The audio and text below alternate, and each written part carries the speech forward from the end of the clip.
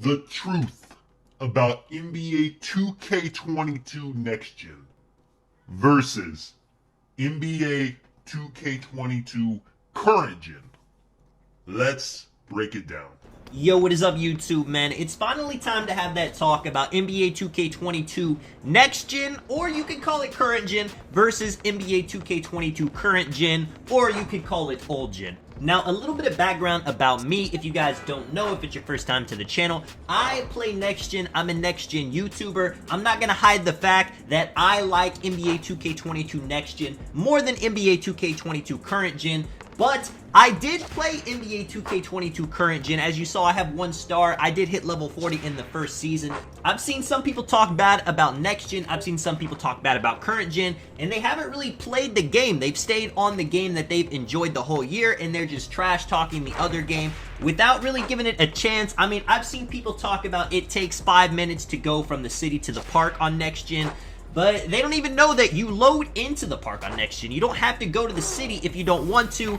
But let's get into this debate. So first things first, the big question. Is NBA 2K22 Next Gen or Current Gen the better game? What does the future look like? Because if you guys didn't know, we are going to be having 2 separate games, an NBA 2K23 Next Gen and an NBA 2K23 Current Gen, Old Gen, whatever you want to call it. Again, I mean, the Next Gen console has been out a few years now, so I think it makes sense to consider it the Current Gen now in the old PS4, Xbox One Old Gen. But YouTube-wise, community-wise, I think the names are going to stay Next Gen and Current Gen. And man, the definition of better, of a more excellent or effective type of quality. Now, the new game on the new gen should be the better version. Now, is it? I think so, but I understand some people like the current gen build system better than the next gen build system. Some people like having the ship more so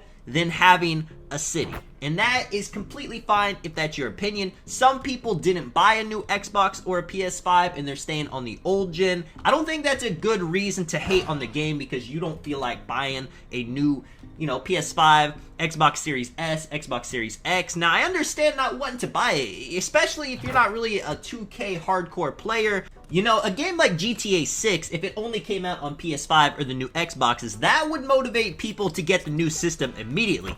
I can say that the new 2K for 21 Next Gen and 22 Next Gen, it's not really a game that's going to super motivate you to go out there and buy an Xbox. So if you're happy with current gen, that's fine. But really quick, I want to talk about this builder debate. Now, this is NBA 2K22 current gen's builder. And a lot of people prefer this style because you see, it's a lot more limiting than next gen. Some people say next gens have demigods, but I do think the next gen builder is better. There is a fundamental flaw in the way you can make a build on current gen. So you see, I made a glass cleaner. I showed you guys the stats. I have no post hook rating. I have no standing dunk rating.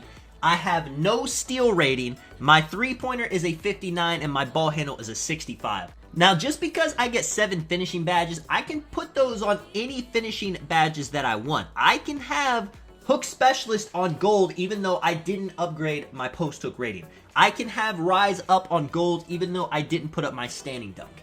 Now, when you go to the ball handling, you can see just because this build is the Hall of Fame Playmaking, Hall of Fame Defensive Pie Chart, I can get Hall of Fame Quick First Step, I can get Hall of Fame Interceptor and Hall of Fame Pickpocket when I didn't upgrade my steal. Now, some of this seems like a waste. You're not going to hit post hooks by just having Hook Specialist on gold with a 30 post hook. But I am going to be moving super fast with a 65 ball handle just because I get Quick First Step on Hall of Fame. Now, on Next Gen, the badges are completely tied into what your rating is. Just because I upgraded my 3-point rating, that's not going to give me the ability to get difficult shots because that badge works for mid-range. It's the same thing with the ball handle. This is a 6'9" build with a 6'9" wingspan. I can only upgrade my ball handling so high, and just because I got a 79 ball handle, just because I got playmaking on my build, that doesn't mean I can get badges like bailout, dimer. I can't get passing badges, whereas if this was current gen, just because I upgraded my ball handling,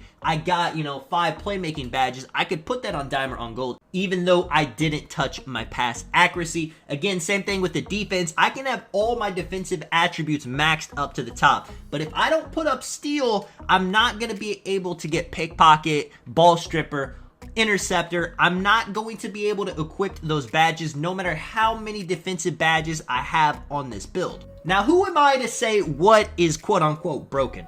You know, some people may think it's fun that they can have a post score with no ball handling but get quick first step gold. One of my guys that plays current gen Beast, he loves that ability, and it is fun, but it doesn't make sense. And if 2K, they're pushing for this game to be realistic, they're trying to emulate the NBA, you know, this is not an arcade game. That would be a whole different thing. It was more arcadey back in 2K15. 2K16, 2K has made it very clear that they're trying to go that direction. So this next gen builder, while it has a lot of problems and it was completely broken in NBA 2K21, it does make sense, you know. And just really quickly, the demigod discussion, I mean, I just kind of made this off makeshift. You can do a lot. I can dunk, I can shoot, I can play make, I can defend, I maxed all my defense. People hate that. People cannot stand that, but that is the direction they chose to go. Now, a big thing right here, I'm on next gen, I'm loading into the quote-unquote city. This is a big turnoff for a lot of people. They don't want to have to run everywhere, drive their go-kart. It's too big, there's too much stuff to do, but like I said at the beginning of the video, check this out. As soon as I load into the city, I am in the park. I am ready to go. I do not have to go to the city if I just want to load up and play basketball. Now, I would have to say, you know, go do my Gatorade drills, go collect my reward from the city, maybe go to the shops. So let's check it out. I marked where the Gatorade facility is right here. I'm going to hop in my go-kart. Not everybody has a go-kart. You may need to use your skateboard. That is going to take a bit longer, but let's take off. You know, this is a big city. There's people, NPCs walking around, you know, it doesn't really make too much sense. It does feel a little bit more lively, but the NPCs around the city aren't really doing too much other than the occasional people you can talk to and get some quests that give you VC. But as you can see, I'm at the Gatorade facility now. That did take a couple seconds. Say I wanted to go buy a shirt from the store. Now I would have to travel 300 meters over here. That is annoying. I understand why people don't want, you know, they would rather just open up the menu and buy stuff that way. And I'm not going to sit here and say I love the city because I would prefer it the old way, like in 2K16, 2K17, where you could buy clothes, change clothes on the spot, but it's not that bad. Now, check out current gen.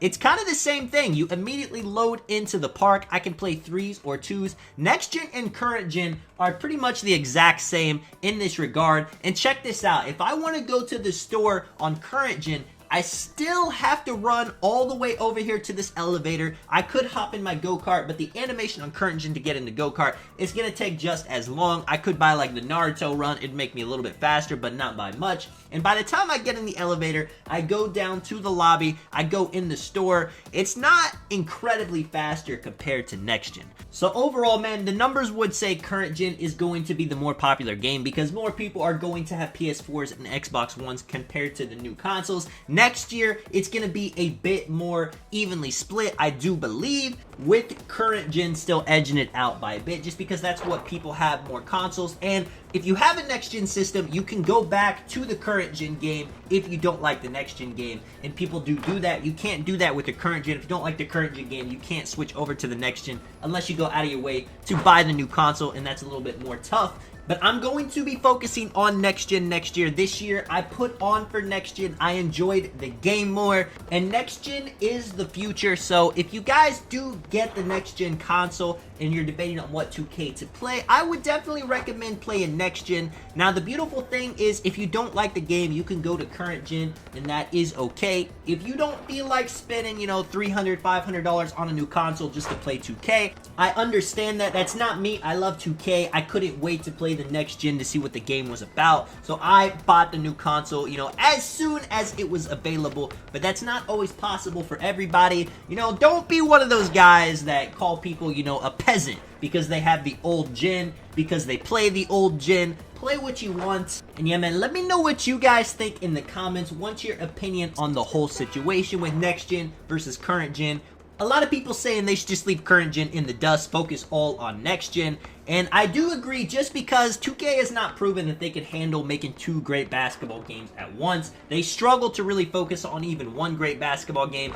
This year, you know, it worked out pretty well, but people have expectations, and 2K just has to meet those expectations. I get it, it's hard, I get it, but they are a billion-dollar company, so they have no excuse. And yeah, man, I could really go on and on talking about my thoughts on the whole situation. If you guys, if you say something in the comments, I'll definitely reply. We can have a conversation down there. I don't want to make like a 20-minute video when, the point is there's really no point. It doesn't matter, quote unquote, what game is better as long as you're having fun playing 2K. I mean, that's what we're here doing at the end of the day. And yeah, man, this is Tonic. I will catch you guys in the next one.